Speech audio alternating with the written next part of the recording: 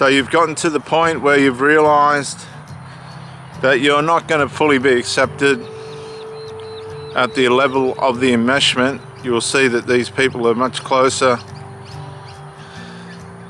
between each other than what you'll ever be amongst them.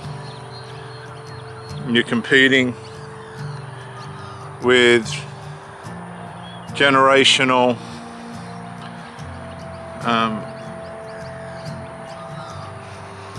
developments and formations that you'll never be able to overcome or be a part of successfully in a way in which it's going to be healthy for you. And you'll find that no, come on. We've got another dog on the paddock, and this dog will, come on Hank. I'll walk him the opposite way. He's too invasive and has too much energy, this little dog. And that dog looks a little bit crook. You'll never be accepted into the heritage. You'll be used as an intimate source of supply, because usually, in most cases, these people have enough conscience not to cross over into the physical side of incest. You'll find a lot of them are either takers of alcohol or nicotine or some other kind of chemical to help balance whatever things they're dealing with from within. The carnal nature, the sinful nature, has a way of bringing apart people's sanity.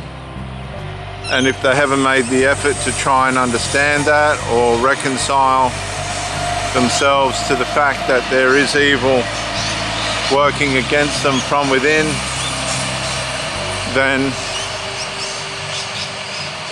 these inner conflicts will usually be met with medications and other kinds of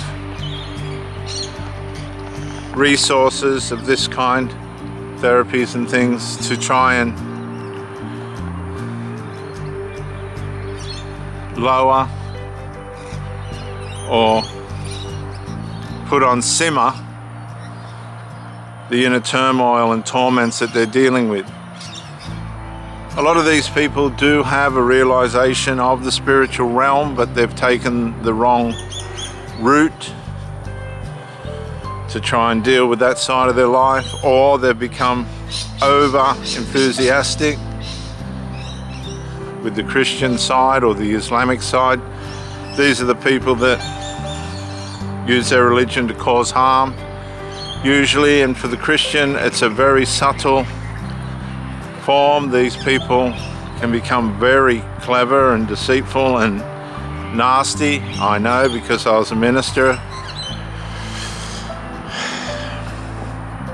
And whether they're Christian or not, there's always this element of underhandedness, undermindedness, and they will keep a safe distance from you. Many of them are intimately connected to people in an unhealthy way, ways in which take parts of any chance of you having a full relationship with them is gone. You'll find that there's invasive personalities on the fringe of the relationship, and you'll know this and they'll know this, but they'll continue, despite any warnings that you're not comfortable with it, to run after these people. You'll usually find that they're enablers of the weak, people that need to face things, but they won't, which means they're no different to somebody who is an accessory to the fact after a bank robbery or something like that. They've, in one way or another, assisted the problem, the cause and the effect. This is what these people do. Consequently, now it's all starting to surface in front of you, and you've realized no matter what effort you make to try and reconcile, fix, resolve, restore, the situation is not changing anything. As a matter of fact, the deceitfulness and cunningness has gotten worse. When you first used to start to complain or try and ask for some kind of improvement, they're not showing up on time, they're not turning up when they say they will, they're not answering texts, but they know you've sent it, they're just ignoring you. These negligences which you've brought to their attention now are being completely ignored. They're just doing enough to have you numb enough to think that everything's all right. And this is about the level that the relationship's going to get you. And they've entrained you mentally, conditioned you to accept that this is about as good as it's going to get, and I have to put up with it, you have to put up with it. This is the franchise. This is what we've made, and it's insufficient. Completely insufficient. So you begin to reframe, you begin to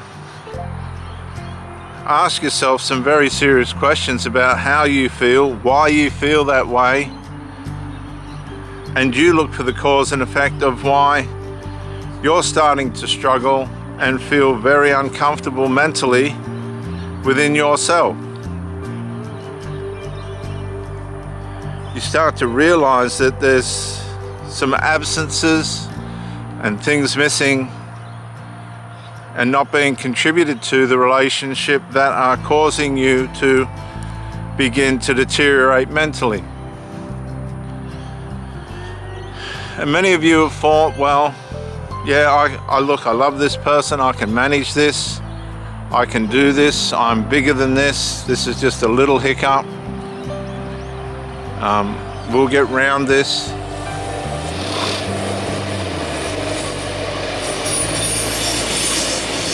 But that's not to be so. You start to begin to suffer headaches, mind issues, and this kind of thing. You're not hungry as much as what you should be. You're feeling different aches in all different parts of your body. And this is a result of the negligence within the relationship, the limitedness now that you're seeing from the person that you're with. They are not the person that you met. The goalposts have moved. And you put your heels in and decide, well, yeah, I can make this work. And you try harder and harder, and the months go by and the years go by, and you're dealing with the same limitedness and negligence from this person, which is now at a level of abuse. And you convince yourself for years and years that everything's going to be alright, only finally to arrive at the fact that no, it's not alright. I've been abused. I'm sick. I'm ill. I'm run down. I'm mentally scarred from this relationship. And now it's time for me to, you begin to step back, you begin to detach. And this opens a can of worms, and now you start to see the monster in this person. The abuse. And you realize that you have to leave the relationship, much to your detriment, much to your, you don't want to, and you're not copping out. You've just come to a place where you cannot take it anymore.